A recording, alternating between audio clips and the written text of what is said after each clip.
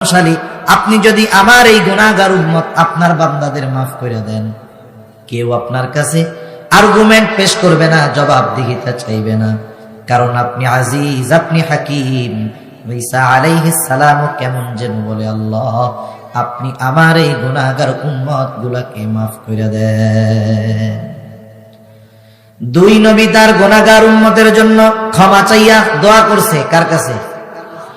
আরো জোরে বলেন, কার কাছে?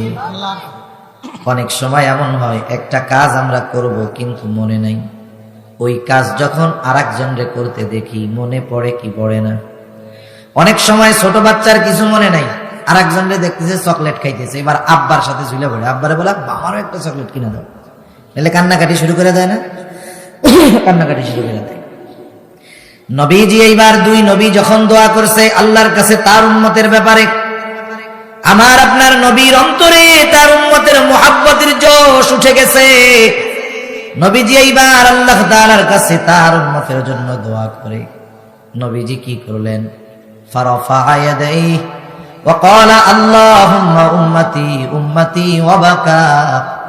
নবীজি দুই হাত উপরের দিকে উঁচু করে কান্না করে আর বলে, আল্লাহ আমার উম্মত, আমার উম্মত। চোখ দিয়ে অঝর ধারায় পানি পড়তেছে আর বলে, আমার উম্মত, আমার উম্মত। নবীজি আর কিছু বলেন না, হাত উঁচু করে কান্না করেন আর এইটা বলেন। যদিও এর বেশি কিছু বলেন না, কিন্তু নবী কি বলতে চায় দুনিয়ার কেউ না বুঝলেও না জানলেও যিনি বোঝেন, যিনি জানেন তিনি কে? আল্লাহ রাব্বুল আলামিন জিবরাইল আলাইহিস সালামকে পাঠিয়ে দিল, যাও জিবরাইল মুহাম্মাদের কান্নার কারণ জিজ্ঞাসা করো। জিবরাইল আলাইহিস সালাম হাজির, এসে বলে, ইয়া রাসূলুল্লাহ আপনার কান্নার কারণ কি? যদিও আল্লাহ তাআলা জানেন, এরপরেও তিনি জানতে চান। আল্লাহ তাআলা জানেন, এরপরেও তিনি জানতে চান। আমি অনেক সময় উদাহরণ দিয়ে বলি, বলেন তো বৃহস্পতিবার বিকাল বেলায় যেইখানে মাদ্রাসা আছে, মাদ্রাসায় আবাসিক ছাত্ররা থাকে, ছোট ছোট বাচ্চা, বৃহস্পতিবার আসরের পরে হুজুরের সামনে গিয়া কান্না করে। বলেন তো মাদ্রাসার ছাত্র যদি বৃহস্পতিবার বিকাল বেলায় হুজুরের সামনে গিয়া কান্না করে, কেন কান্না করে বলেন তো? হুজুর বুঝে কি বুঝে না? আপনারা কি বুঝেন? কন্ত ছুটি যায়, আপনারা যেহেতু বুঝেন, হুজুরের তো আর বুঝতে বাকি নেই নাকি? এইবার ছোট বাচ্চা গিয়া কান্না করে, কিছু বলে না। হুজুর জিজ্ঞাসা করে, কিরে কান্না করো কেন? বাচ্চার কান্নার গতি আরো বেড়ে যায়। হুজুর বলে, কান্না করলে লাভ নাই, কি জন্য কান্দো বলো, তাইলে কাজ হবে। এইবার ছোট বাচ্চা কান্না জড়িত কণ্ঠে বলে, হুজুর আমি একটু বাড়ি যাব, আমার মাকে দেখতে মন চায়। হুজুর কিন্তু জানে বাড়ি যাইতে চায়, কিন্তু ছাত্রর মুখ দিয়ে কেন শুনতে চায়? এটা ওস্তাদের ছাত্রের প্রতি একটা মহাব্বতের বহিঃপ্রকাশ। আল্লাহ তাআলা জানেন নবীজি কি বলতে চায়, এরপরেও নবীজির জবান দিয়ে কেন শুনতে চায়? এটা হলো আল্লাহ তাআলার আমার আপনার নবীজির উপরে মহাব্বতের বহিঃপ্রকাশ। নবীও জানে যে আমি যা বলতে চাই আল্লাহ জানে, আমি যা বলবো আল্লাহ তাআলা শুনবে। এরপরেও জিবরাইল আলাইহিস সালাম যখন আসছে, নবীজি মন ভরে উম্মতের ব্যাপারে বলছে। জিবরাইল আলাইহিস সালাম আল্লাহ তাআলার কাছে গিয়ে জানায়া দিছে, ওনার কান্নার কারণ হলো ওনার গুনাহগার উম্মতের ক্ষমা। আল্লাহ তাআলা জিবরাইল আলাইহিস সালামকে বললেন, জিবরাইল যাও আমার হাবিবকে গিয়া জানায়া দাও, আমি অচিরেই তাকে তার উম্মতের ব্যাপারে সন্তুষ্ট করব, আমি তার উম্মতের ব্যাপারে তাকে অসন্তুষ্ট করব না। নবীজি আল্লাহর কাছে বলার সুযোগ পাইয়া নিজের জন্য বলেন নাই, নিজের পরিবার পরিজনের জন্য বলেন নাই, আত্মীয় স্বজনের জন্য নবী বলেন নাই, উম্মতের ব্যাপারে আল্লাহর কাছে বলছে। কেমন ভালোবাসেন নবী! কিয়ামত পর্যন্ত যত উম্মত দুনিয়ায় আসবে সকলকে ভালোবাসার নিদর্শন নবী রেখে গেছেন। নবীজি একদিন সাহাবায়ে কেরাম নবীজির সাথে পথ চলতেছে, হঠাৎ করে নবীজি বলেন, আমার ভাইদেরকে দেখতে মন চায়। সাহাবায়ে কেরাম জিজ্ঞাসা করলো, ইয়া রাসূলুল্লাহ আমরা কি আপনার ভাই নই? নবীজি বলেন, না, তোমরা হইলা আমার সাথী সাহাবী। তাহলে আপনার ভাই কারা? নবী বলেন, আমার পরে আমাকে না দেখে যারা আমার উপরে ঈমান আনবে তারা হলো আমার ভাই। নবীজি আমাদের সকলের উপরে মহব্বতের নিদর্শন রেখে গেছে। উম্মতের প্রতি নবীজির দরদ কেমন, মায়া কেমন, মহব্বত কেমন, ভালোবাসা কেমন। অবাধ্য উম্মতের দ্বারা নবী যদি কখনো আক্রান্ত হয়েছেন, কখনো বদদুয়া দেন নাই।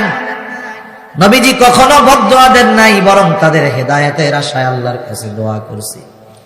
যখন মক্কার মানুষ নবীজির কথা মানে না, নবীজি চলে গেলেন তায়েফে, যেখানে নবীজির শৈশবকালীন কিছু সময় অতিবাহিত হয়েছে। নবীজি চলে গেলেন হযরত যায়েদ রাদিয়াল্লাহু তাআলা আনহুকে সাথে নিয়ে তায়েফে গিয়া মানুষের মধ্যে দাওয়াত দিলেন, বলো লা ইলাহা ইল্লাল্লাহ তুফলিহু, তোমরা সফল হয়ে যাইবা। ওইখানেও কাফেররা একদল দুষ্টু মানুষকে নবীজির পিছনে লেলায়া দিল। মানুষেরা নবীজির দিকে পাথর নিক্ষেপ করতে থাকলো।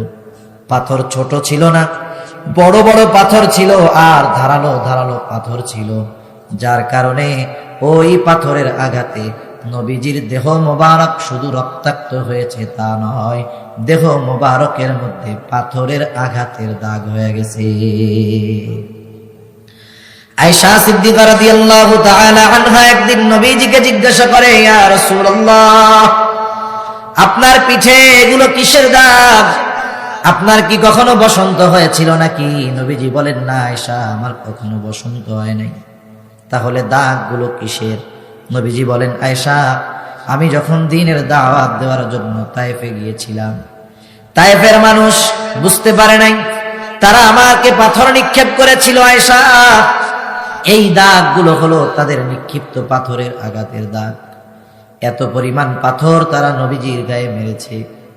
নবীজির গা বেয়ে বেয়ে রক্ত পড়ে জামা ভিজে গেছে। নবীজি পড়ে যাইতেন, আবার উঠে দাঁড়াইতেন। হযরত যায়েদ রাদিয়াল্লাহু তাআলা আনহু একা সবার থেকে নবীজিকে ঠেকাতে পারেন না। এত পরিমাণ রক্ত নবীজির গা দিয়ে পড়ছে, জামা ভিজে গেছে, রক্ত বেয়ে বেয়ে জুতার মধ্যে ঢুকে গেছে। ওই রক্ত শুকায়া জুতা পায়ের সাথে আটকে গেছে। সারাদিন গা দিয়ে রক্ত প্রবাহিত হয়েছে। পড়ন্ত বিকালে নবী এক পাশে এক আঙ্গুর বাগানের পাশে গিয়ে বিশ্রাম নেন। সারাদিন নবীর সাথে এরা কেমন আচরণ করেছে বলেন তো? আল্লাহ তাআলা দেখেছেন কি দেখেন নাই? আল্লাহ তাআলা সব দেখছেন।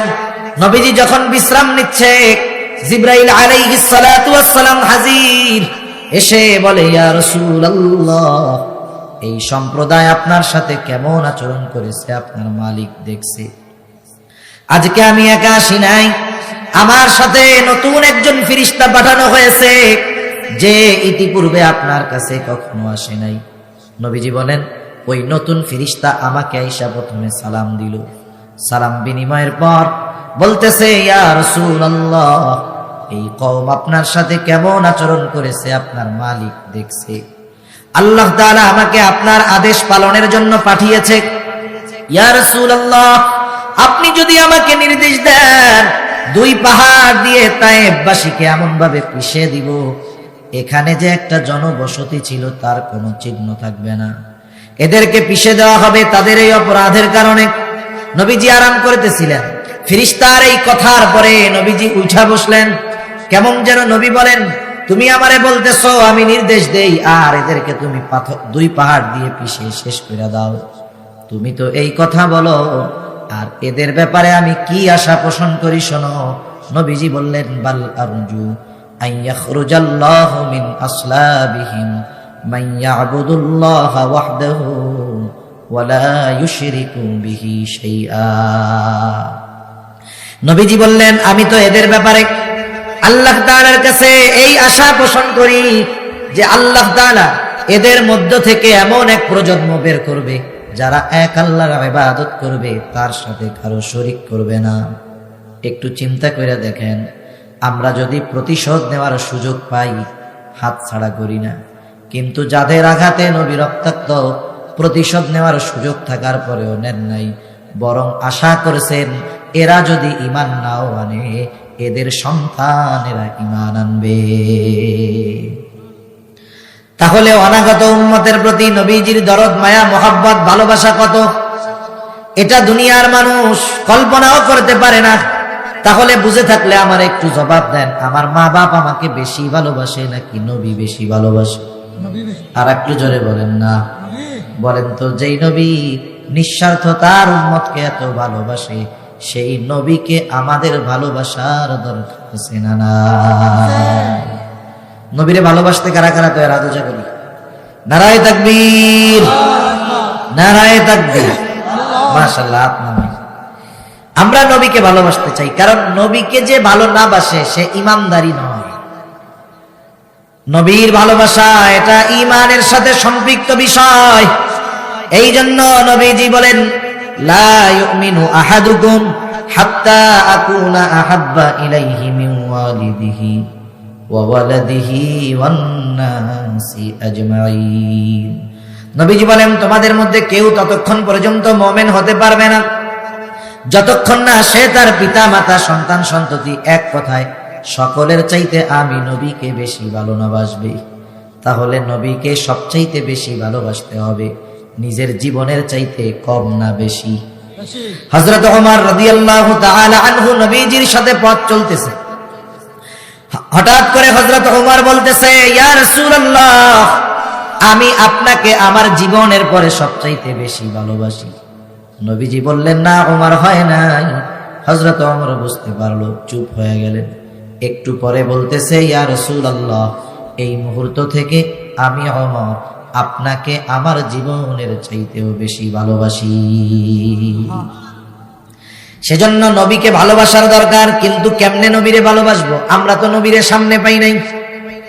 আমরা যদি নবীকে সামনে পাইতাম, ভালোবাসতে পারতাম সর্বোচ্চ ভালোবাসা। আরে আবু বকর নবীকে সামনে পাইছে, নবীর মোহাব্বতে ঘরের সব সম্পদ আইনা নবীর সামনে হাজির করছে। হযরতে তালহা নবীজিকে পাইছে, নবীজির সামনে নিজের বুকটাকে অস্ত্রের সামনে ঢাল বানায় দিছে। আমরা তো নবীকে পাই নাই, নবীকে ভালোবাসতে তো মন চায়। এখন নবীকে কেমনে ভালোবাসবো? নবীও জানে আমি দুনিয়ায় হয়তো থাকবো না, কিন্তু আমার উম্মতেরা আমাকে ভালোবাসতে চাইবে। কেমনে ভালোবাসবে? উম্মতের কথা চিন্তা কইরা নবীজি তাকে ভালোবাসার পদ্ধতি কিয়ামত পর্যন্ত সব উম্মতকে জানায়া দিছে। তাহলে নবীকে ভালোবাসার পদ্ধতি নবীও জানায়া দিছেন। এই জন্য নবীকে যদি ভালোবাসতে হয়, নবীর বলা পদ্ধতিতেই ভালোবাসতে হবে, ঠিক কিনা বলেন? এখন নবীকে কেমনে ভালোবাসা হয়? নবীজি বলেন, মান আহাব্বা সুন্নতি ফাকাদ আহাব্বানি ওয়া মান আহাব্বানি কানা মাই ফিল জান্নাহ। নবী বলেন, আমাকে, আমার সুন্নাতকে যে ভালোবাসলো সে আমি নবীকে ভালোবাসলো, আমি নবীকে যে ভালোবাসবে সে আমি নবীর সাথে জান্নাতে অবস্থান করবে। নবীকে ভালোবাসলে নবীর সাথে জান্নাতে থাকা যায়। এক গ্রাম্য সাহাবী নবীজির কাছে আসছে। কষ্ট হইতেছে না তো আপনাদের? এক গ্রাম্য সাহাবী নবীজির কাছে আসছে। নবীজি আরেকজনের সাথে কথা বলতেছে। আদব হইল, কেউ যদি কারোর সাথে কথা বলে, ওই কথার মধ্যে কথা না বলা। নবীজি আরেকজনের সাথে কথা বলতেছে। গ্রামের মানুষ তো বুঝে না, সহজ সরল। আয়েশাই নবীজিরে জিজ্ঞাসা করতেছে, মাতাস সাআ ইয়া রাসূলুল্লাহ, মাতাস সাআ, হে আল্লাহর রাসূল, কিয়ামত কখন হবে? যখন ওই লোকের সাথে কথা শেষ, নবীজি এবার বলেন, ওই লোকটা কোথায় যে জিজ্ঞাসা করলো কিয়ামত কখন হবে? গ্রাম্য সহজ সরল মানুষটা বলে, আনা ইয়া রাসূলুল্লাহ, আমি বলছি। নবীজি পাল্টা তাকে প্রশ্ন করলেন, মা আ'দাত্তা লাহা, তুমি কিয়ামতের জন্য কি পাথেয় সংগ্রহ করেছো? কারণ ওই লোকটার প্রশ্নের ভাব এমন ছিল, সে কেমন যেন নবীকে বলতেছে, ইয়া রাসূলুল্লাহ, আমি কিয়ামতের লাগা বসে আছি, কিয়ামত আসে না কেন? কিছু প্রশ্নের ভাব আছে না? একই বাক্য শুধুমাত্র বাচন ভঙ্গির পরিবর্তনের কারণে অর্থের পরিবর্তন হয়ে যায়। শুধুমাত্র উপস্থাপনের কারণে অর্থের ফারাক অনেক হয়ে যায়। ওই লোকটা বলতেছে কিয়ামত কখন হবে, তার বলার বাচন ভঙ্গি এমন, উত্তর দেওয়ার চাইতে পাল্টা তাকে প্রশ্ন করা জরুরি হয়ে গেছে। নবীজি তাকে উল্টা জিজ্ঞাসা করতেছে, মা আ'দাত্তা লাহা, কিয়ামতের জন্য তুমি কি পাথেয় সংগ্রহ করেছো? গ্রামের সহজ সরল মানুষ, কোনো লুকোচুরি নাই। সোজা সাপটা বলতেছে আমি আল্লাহ এবং তার রাসূলকে ভালোবাসি। নবীজিও তার এই কথার জবাবে বললেন আল মারউ মা'a মান আহাব্বা, যে যাকে মহব্বত করে তার সাথে থাকবে। লোকটা এবার বাড়ির দিকে হাঁটা দিছে। হযরত আনাস রাদিয়াল্লাহু তাআলা আনহু বলেন, নবীজির মুখে যখন শুনলাম যে যাকে মহব্বত করে তার সাথে থাকবে, ইসলাম গ্রহণের পর এত খুশি আমরা কখনো হই নাই। নবীর মুখে এই কথা শোনার পর আমরা যত খুশি হয়েছি। হযরত আনাস রাদিয়াল্লাহু তাআলা আনহু বলেন, আমি আল্লাহকে ভালোবাসি, তার রাসূলকে ভালোবাসি। আবু বকর ওমর রাদিয়াল্লাহু তাআলা আনহুমা উভয়কে ভালোবাসি। যদিও তাদের মতো আমল করতে পারি নাই, তবুও তাদের ভালোবাসি। আশা করি জান্নাতে আমি নবীজির সাথে আর আবু বকরের সাথে থাকতে পারবো। সাহাবায়ে কেরাম নবীর সাথে থাকার খবর শুইনা ঈমান আনার পরে সবচাইতে বেশি খুশি হয়েছে। বলেন, নবীর সাথে থাকার সেই সুযোগ আমাদেরও আছে না নাই? আমরা খুশি না বেজার? খুশি। এজন্য নবী বলেন যে আমার সুন্নাতকে মহব্বত করলো সে আমি নবীকে মহব্বত করলো। আমি নবীকে যে মহব্বত করবে সে আমি নবীর সাথে জান্নাতে থাকবে। নবীর সাথে যদি জান্নাতে থাকতে হয়, জান্নাতে যাওয়ার কাজ করার দরকার আছে না নাই? নবী আর এক হাদিসের মধ্যে বলেন, কুল্লু উম্মতি ইয়াদখুলুনাল জান্নাতা ইল্লা মান আবা। নবীজি বলেন আমার সব উম্মত জান্নাতে প্রবেশ করবে, আবা উম্মত ছাড়া। জিজ্ঞাসা করা হলো, ইয়া রাসূলুল্লাহ, আবা উম্মত কারা? নবীজি বললেন, মান আতাআনি দাখালাল জান্নাতা ওয়া মান আসানি ফাকাদ আবা। যে আমার আনুগত্য করলো সে জান্নাতে প্রবেশ করবে, আর যে আমার আনুগত্য করে না, করলো না, সে আবা উম্মত, সে জাহান্নামে যাবে। তাহলে নবীজির সাথে জান্নাতে অবস্থান করতে চাই তো আমরা সবাই? এটা মন থেকে কইতেছি নাকি এমনি তালে তালে কইতেছি? বলেন, নবীজির সাথে জান্নাতে থাকার জন্য যা করার দরকার করার জন্য প্রস্তুত আছি? কি করতে হবে? দুই হাদিসের সমন্বয়।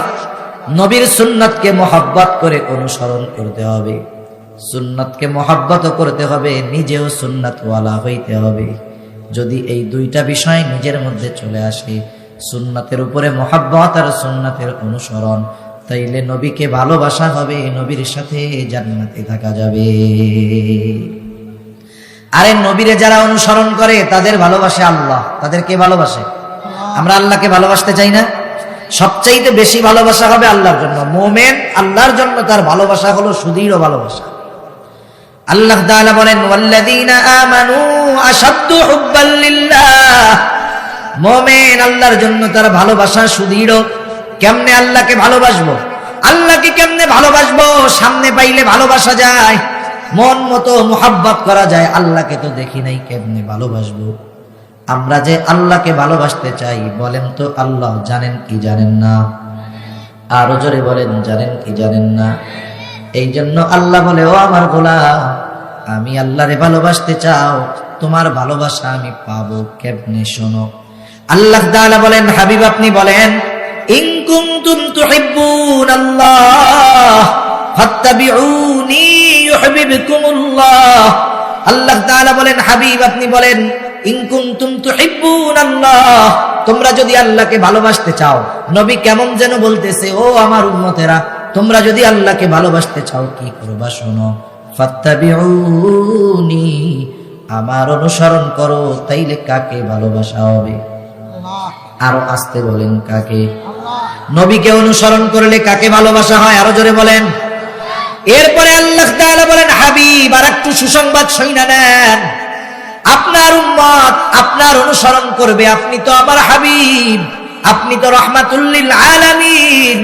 আপনার উম্মত যদি আপনার অনুসরণ করে, আমাকে ভালোবাসা নিয়ে তাদের চিন্তা করা লাগবে না। আপনার উম্মত যদি আপনার অনুসরণ করে, আপনি তাদেরকে জানিয়ে দেন, ইউহিব্বুকুমুল্লাহ, আমার অনুসরণ করার কারণে স্বয়ং আল্লাহ তোমাকে ভালোবাসবে। তাহলে নবীর অনুসরণ করলে আমাদের ভালোবাসে কে? আরে মিয়া, দুনিয়ার নেতার ভালোবাসা পাওয়ার জন্য কর্মী কত ত্যাগ স্বীকার করে। কোন সময় যদি নেতা ওই কর্মীর নামটা একবার মুখ দিয়া নেয়, ফেসবুকের মধ্যে পোস্ট লাগায় দেয়, আজকে আমার নেতা আমার নাম ধইরা ডাকছে, আমার দিলটা শান্তি হয়ে গেছে। আরে বেটা, দুনিয়ার নেতা তোরে ভালোবাসে, তুই এত খুশি হস, ওই নবীর অনুসরণ করলে আল্লাহ তোমাকে আমাকে ভালোবাসবে। বলেন, আল্লাহর ভালোবাসা আমাদের দরকার আছে না নাই? আল্লাহর ভালোবাসা পাইলে কত লাভ শুনা নেন। হাদিসের মধ্যে আসছে, নবীজি বলেন, আল্লাহ তাআলা যখন দুনিয়ার কাউকে ভালোবাসে, আর আল্লাহ ভালোবাসে তাদের যারা তার হাবিবের অনুসরণ করে, তাদের আল্লাহ ভালোবাসে। আল্লাহ তাআলা যখন জিবরাইল আলাইহিস সালামকে ডাক দিয়ে আল্লাহ তাআলা বলে, জিবরাইল, দুনিয়ার অমুক বান্দারে আমি ভালোবাসি, তুমিও ভালোবাসো। এইবার জিবরাইলও ভালোবাসতে শুরু করে। সুবহানাল্লাহ। শুধু তাই না, জিবরাইল এসে আসমানের মধ্যে ঘোষণা করে দেয়, ও আসমানের বাসিন্দারা শোনো, দুনিয়ার আব্দুর রহিম, আব্দুল করিম, ওকে আল্লাহ ভালোবাসে, আমি জিবরাইল ভালোবাসি, তোমরাও ভালোবাসো। তাহলে নবীর সুন্নাতের অনুসরণ করলে সে আসমানের সেলিব্রিটি হয়ে যায়। দুনিয়ায় মানুষ নিজেরে ভাইরাল করার জন্য, মানুষ যেন আমারে চিনে, এই জন্য কত কিছু করে না, কত কিছু করে যে মানুষ আমাকে চিনে, কত ভালো লাগে। আরে দুনিয়ায় অনেক মানুষ আছে যারা দুনিয়ায় ভাইরাল না, আসমানে ভাইরাল, সব ফেরেশতারা তারে চিনে। যখন জিবরাইল আলাইহিস সালাম এসে বলে, তোমরা ওই আল্লাহর বান্দাকে ভালোবাসো, এইবার আসমানের ফেরেশতা তাকে ভালোবাসতে শুরু করে, তাকে চিনে, তাকে ভালোবাসতে শুরু করে। এই জন্য মুমিন বান্দা, ভালো বান্দা যখন মারা যায়, আল্লাহর মহব্বতের কোন গোলাম যখন মারা যায়, ওর রূহটা নিয়ে যখন ফেরেশতা আসমানের দিকে উঠতে থাকে, প্রত্যেকটা আসমানের এক একটা দরজা আছে, ওই দরজায় গিয়ে যখন উপরে ওঠার অনুমতি চায়, দরজার পাহারাদার ফেরেশতারা বলে, এটা কার রূহ? বলে, অমকের ছেলে অমক। সব ফেরেশতা ওরে চিনে। এইবার বলে, হ্যাঁ, লোকটা দুনিয়ায় ভালো ছিল, খুব ভালো মানুষ, এর জন্য আসমানের দরজা খোলার অনুমতি দেওয়া হয়েছে। আরে দুনিয়ার কেউ না চিনলেও আসমানের ফেরেশতারা আমারে আপনারে চিনবে, ঠিক কিনা বলেন? এরপরে নবীজি বলেন, যখন আসমানের বাসিন্দারা তাকে ভালোবাসতে শুরু করে, আল্লাহ তাআলা দুনিয়ার মানুষের অন্তরের মধ্যে ওই ব্যক্তির ভালোবাসা আর গ্রহণযোগ্যতা পয়দা করে দেয়। এইবার দুনিয়ার মানুষও তাকে মহব্বত করে, দুনিয়ার মানুষও তাকে ভালোবাসে। এই যে আপনাদের অঞ্চলের বুজুর্গ ওয়াকিল আলী বড় হুজুর রহমাতুল্লাহি আলাইহি, এই জায়গায় দুই একজন আছেন নাকি যে ভালোবাসেন না? আছেন যারা চিনেন? সবাই ভালোবাসেন না? আচ্ছা, ওনার ছেলে পেলে দুনিয়া আছে বাইচা? নাই না? আপনারা দেখেনও নাই মনে হয় অধিকাংশ মানুষ। হ্যাঁ, এরকম বুজুর্গ মানুষ নাম শুনছেন, কিন্তু ওনার নাম শুনলে অন্তরের মধ্যে ভালোবাসা আসে না রাগ আসে বলেন তো? অথচ আমরা দেখি নাই, আপনারাও দেখেন নাই। এখন লোক আল্লাহর বান্দা চলে গেছে দুনিয়া ছেড়া, এরপরেও তার প্রতি ভালোবাসা আপনাদের আছে কেন? ওনার আত্মীয় স্বজন কেউ কি চা পান খাওয়াইয়া কইছিল যে আমার আত্মীয়টা একটু ভালোবাসো? এই ভালোবাসা চা পানের কারণে আসে নাই, এই ভালোবাসা, এই ব্যক্তির প্রতি ভালোবাসা আপনাদের অন্তরে, আমাদের অন্তরে যিনি ঢেলে দিয়েছেন তিনি কে? আর কেন এই ভালোবাসা মানুষের অন্তরে ঢেলে দিচ্ছে? কারণ উনি নবীর সুন্নাতের অনুসরণকারী ছিলেন। সুবহানাল্লাহ। এজন্য রাসূলুল্লাহ সাল্লাল্লাহু আলাইহি ওয়াসাল্লামের অনুসরণের মাধ্যমেই আল্লাহর ভালোবাসা পাওয়া যায়, নবীকে ভালোবাসা হয়। এই জন্য নবীর সাথে যদি জান্নাতে থাকতে চাই, নবীর সুন্নাতকে মহব্বতের সাথে অনুসরণ করতে হবে। সর্বশেষ দুই একটা কথা বলে আমি আমার আলোচনা শেষ করে দিব। দেখেন, আমরা যখন সুন্নাত পালনের কথা বলি মানুষকে, মানুষ বিভিন্ন বাহানা দিয়ে সুন্নাত থেকে বাঁচতে চায়। যেই সুন্নাত গুলার কথা উলামায়ে কেরাম বুজুর্গানে দ্বীন বলেন, এই সুন্নাত গুলার মধ্যে অন্যতম একটা সুন্নাত হইল দাড়ির সুন্নাত। দাড়ি হলো এমন এক সুন্নাত, সব সুন্নাত কিন্তু এমন নয় রাখলে সওয়াব আছে, না রাখলে গুনাহ নেই। কিছু সুন্নাত আছে দায়েমি সুন্নাত, এই দাড়ি রাখা এটা মূলত ওয়াজিব। নবীজির এই সুন্নতটা হলো ওয়াজিবি সুন্নাত। দাড়ি যদি এক মুষ্টির কম কারো যদি থাকে, নামাজ পড়ে গুনাহ হইতে থাকে, হজ করে দাড়ি ছাঁটার কাটার গুনাহ হতে থাকে। এই জন্য উলামায়ে কেরাম বেশিরভাগ ক্ষেত্রে দাড়ির সুন্নাতের কথা বলে, কারণ দাড়ি হলো এমন এক সুন্নাত যেটা অনেক সুন্নাত পালনে সহায়ক হয়। দাড়ি হলো এমন এক সুন্নাত, এই দাড়ি যার থাকে অনেক গুনাহ থেকে বেঁচে থাকা তার জন্য সহজ হয়, ঠিক কিনা বলেন? আমি আমারে দিয়েই উদাহরণ দেই। মনে করেন আমার মুখে দাড়ি, আর একজন আমার মতো মুখে দাড়ি নেই, দুইজনে পাশাপাশি দাঁড়ায় আছে। মনে করেন রাস্তা দিয়ে একটা মেয়ে হেঁটে যাচ্ছে, ও তাকায় আছে, আমিও তাকায় আছি। বলেন তো আপনি এসে কারে কবেন আগে? এই বেটা হুজুর মানুষ দাড়ি রেখে মায়ের দিক তাকায় আছে। আর যেটা দাড়ি নাই এরা কিন্তু কিছু বলবেন না। তার মানে দেখেন, দাড়ি যদি কারো থাকে, দাড়িওয়ালা মানুষ কোনো অপরাধ করুক এটা সাধারণ মানুষও পছন্দ করে না। আর যার দাড়ি আছে সেও কমপক্ষে লজ্জায় চিন্তা করে দাড়ি রেখে কি গুনাহ করা যায় নাকি, এটা বলা যায়, এটা দেখা যায়, এগুলো করা যায়। এই দাড়ির কারণে অনেক গুনাহ থেকে বেঁচে থাকা আমাদের জন্য সহজ হয়ে যায়।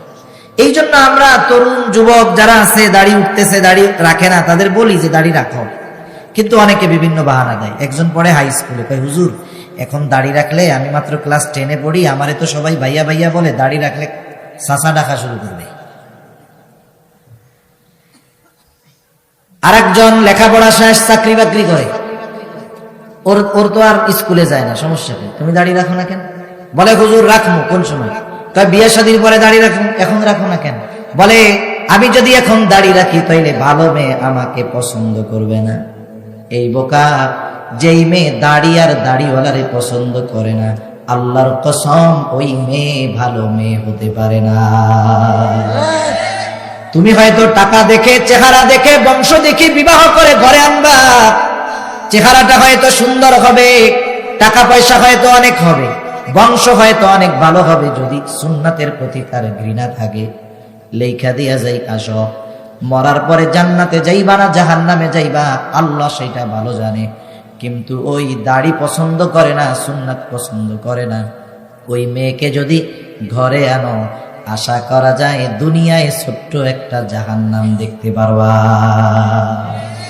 সেজন্য যেই মেয়ে সুন্নাতওয়ালা দাড়িওয়ালারে পছন্দ করে না, সে কখনো সচ্চরিত্রের হতে পারে না। তুমি যদি দিনদার মেয়ে চাও, আগামীর জীবন যদি শান্তির চাও, তাইলে এখনই মোল্লা হয়ে যাবে। তোমার এই মোল্লা অবস্থায় যে পছন্দ করবে, বুঝবা এর সাথে তোমার ভবিষ্যৎটা আশা করা যায় সুন্দর হবে, ঠিক কিনা বলে? সর্বশেষ কথাটা বলি, আপনাদের অঞ্চলে লোকজন মারা যায় না মাঝে মধ্যে? মারা যায় তো, সব জায়গায় মরে। মানুষ যখন মারা যায়, মুসলমান পরিচয় যদি তার থাকে, নামাজি হোক আর বেনামাজি হোক, সুন্নাতওয়ালা হোক আর সুন্নাত ছাড়া হোক, মানুষ যখন মারা যায়, মারা যাওয়ার পর সর্বপ্রথম তাকে গোসল দেওয়া হয়, এরপরে কাফন পরানো হয়, মাঠের মধ্যে জানাজার জন্য আনা হয়। জানাজা শেষ, এইবার মাইয়াতকে, লাশটাকে কবরস্থানে নিয়ে যাওয়া হয়। কবরের পাশে লাশটাকে রাখার পর দুইজন আল্লাহর বান্দা কবরের মধ্যে নামে, আবার দুইজন উপর থেকে লাশটা ধরায়া দেয়। বলেন তো ওই লাশটা ধইরা যখন কবরে নামায়, বলেন তো একটা দোয়া পড়ে, দোয়াটা জানা আছে নাকি? কি দোয়া পড়ে বলেন তো? বিসমিল্লাহি ওয়া আলা মিল্লাতি রাসূলিল্লাহ। ওই দোয়া আপনাদের এলাকায়, আমাদের এলাকায় যত মানুষ মরছে কবরে রাখার সময় এই দোয়াই পড়ছে। কিয়ামত পর্যন্ত সবাইকে কবরে রাখার সময় এই দোয়া পড়বে, যদি পরিচয়টা মুসলমান হয়। হুমায়ুন আজাদ, ওরে তো জানাজা দিছে, ওরেও যখন নামাইছে তখনও মনে হয় পড়ছে। আমার বেলায়ও পড়বে, আপনার বেলায়ও পড়বে, সুন্নাতওয়ালার ব্যাপারেও পড়বে, সুন্নাতের বিরোধিতাকারীর ব্যাপারেও পড়বে। একটু চিন্তা করেন, দিল দিয়া কথাগুলা বুঝবেন, বাড়িতে গিয়ে একটু ভাববেন। সারা জীবন এই দোয়া পড়লাম, কিন্তু এই দোয়ার সারমর্মটা কি? এই দোয়ার সারমর্মটা কি? বুজুর্গানে দিন বলেন, এই দোয়ার সারমর্ম হইল, ওই মাইয়াতকে যখন কবরে রাখা হয় বলা হয় বিসমিল্লাহ, আয় আল্লাহ আপনার নামে এখন এমন এক ব্যক্তিকে কবরে রাখতেছি যার বিগত জীবন সুন্নাতের উপরে অতিবাহিত হয়েছে, সে যখন মারা গেছে সুন্নাতের উপরে ছিল, এখন তাকে কবরস্থ করতেছি, এই অবস্থায়ও সে সুন্নাতের উপরে আছে। এই দোয়াটা পড়া আমাকে আপনাকে কবরে রাখবে। এই দোয়া পড়া এমন একজনকে কবরে রাখা হলো যার মুখে চেহারায় সুন্নাতের বালাই নাই, কোনদিন সুন্নাতের দ্বারের কাছেও যায় নাই। বলেন তো ওই সুন্নাতবিহীন লোকটাকে যখন এই দোয়া পড়ে কবরের মধ্যে রাখা হবে। ওই সুন্নাতবিহীন লোকটার ব্যাপারে এই দোয়াটা সত্য হবে নাকি মিথ্যা হবে? মিথ্যা হবে, মিথ্যা। অনন্তকালের সফরের প্রথম মঞ্জিল, প্রথম ঘাঁটি হলো কবর। ওই কবরে যদি আমারে আপনারে মিথ্যা কথা বইলা রাখে, পরের অবস্থাগুলো কি হবে চিন্তা করেন। এই জন্য নিজের জীবনে পরিবর্তন আনেন, নবীর আদর্শে আদর্শিত হন, নবীর সুন্নাতের আলোকে নিজের জীবনটা সাজান।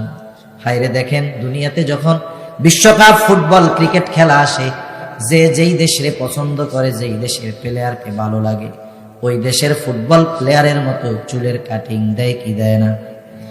এইবার চুলের কাটিং দিয়ে আসছে, এই মধ্যে আছে চারদিক দিয়া নাই, একেবারে টাক। দেখছেন সজারু মার্কা কাটিং? এগুলো দেখতে কেমন লাগে, রুচিশীল কেমন, এগুলো বুঝে আসে না। এখনো কাটিং দিয়ে আসছে, মুরব্বী কয় কিরে তোর মাথার উপরে মোরগের মাথা কেন? তোরে তো সজারুর মতো লাগতেছে, মানে তিরস্কার করতেছে। বলেন তো, এই তিরস্কারের কারণে সে লজ্জিত হয় না, বরং পাল্টা জবাবে বলে চাচা এটারে মুরগি কাটিং কইেন না, এইটা সিলেট শহর থেকে 2000 টাকা দিয়ে কাটিংটা দিছি। এইটা কার স্টাইল জানেন? এটা হলো এই দুনিয়ার সেরা প্লেয়ার নেইমারের চুলের স্টাইল। একটু চিন্তা করে দেখেন, আমি যখন দুনিয়ার একজনের অনুসরণ করি, কেউ যদি আমাকে মোরগ বলে, মুরগি বলে তিরস্কার করে, আমি লজ্জিত হই না, প্রতিবাদ করি। আরে দাড়ি রাখছো যুবক, কেউ যদি তিরস্কার কইরা চাচা বলে, একটু মানায়া নাও। একটু লজ্জা পাইছো, চুপ কইরা থাকো।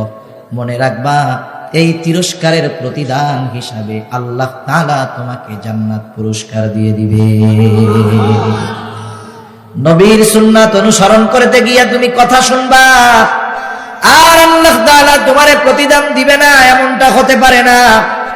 এই জন্য আমরা দৃঢ় প্রতিজ্ঞাবদ্ধ হব যে নবীজিকে কখনো কষ্ট দিব না, নবীর সুন্নাতের আলোকে জীবন সাজাবো, নবীর সুন্নাতের অনুসরণের মাধ্যমে নবীজির প্রতি আমাদের মহব্বতের সর্বোচ্চ বহির প্রকাশ ঘটাবো ইনশাআল্লাহ। জোরে বলেন ইনশাআল্লাহ। আল্লাহ তাআলা আমাদের সকলকে নবীজির সুন্নাতের আলোকে আলোকিত হওয়ার তৌফিক দান করুন। সকলে বলি আমিন, আরো জোরে বলি আমিন। ওয়া আখিরু দাওয়ানা আলহামদুলিল্লাহি রাব্বিল আলামিন। আসসালামু আলাইকুম ওয়া রাহমাতুল্লাহি ওয়া বারাকাতুহু।